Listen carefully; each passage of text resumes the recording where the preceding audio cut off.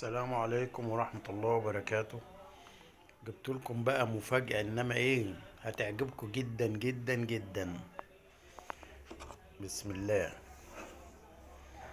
ايه رأيكم بقى في المفاجأة دي؟ هم؟ بص الغريبة دي زبدة. بصوا عاملة ازاي.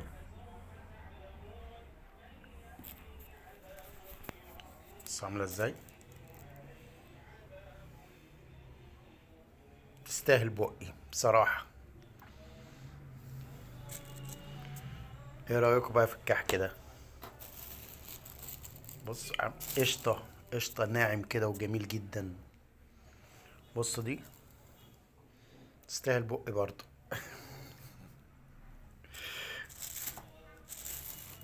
ايه رأيكم بقى في الجمال ده؟ طبعا فستق ولوز وعين الجمل وحاجات كده، يعني بسم الله ما شاء الله، يعني هتعجبكم جدا. ايه رأيكم؟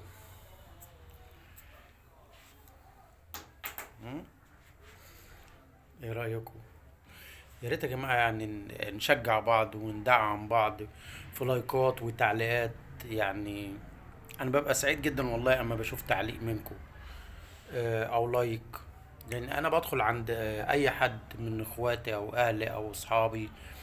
ما هي يعني انتوا كده يعتبر عائلتي. انتوا كده يعتبر عيلتي بجد والله. فببقى سعيد جدا جدا جدا اما بشوف تعليق او اما اشوف بصمة بلايك اشتراك. انا بشترك عند كل الناس.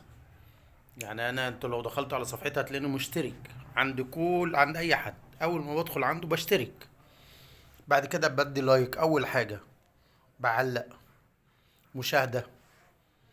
معلش انا بستفيد منكم برضو. يعني انا برضو بستفيد منكم. بتعملوا حاجات جميلة جدا بتعجبني. بستفاد منها. انتوا برضو كذلك. دعموني. يعني انا بدعمكم دعموني. يا ريت. يا ريت عشان خاطري وخاطر ربنا ندعم بعض. وعايز اقول لكم كل عام وانتم طيبين وخير وصحة وسلامة يا رب. وتتهنوا كده يا رب في كل حاجة جميلة جدا. تمام. انتوا ايه رأيكم بقى في الكحك ده؟ بجد والله حاجات جميلة جدا جدا جدا. بصوا تستاهل بقكم. اتفضلوا معانا. ده حاجة بسيطة كده، يعني حبيت يعني ايه اوريها لكم. ماشي. السلام عليكم. كل سنة وانتم طيبين.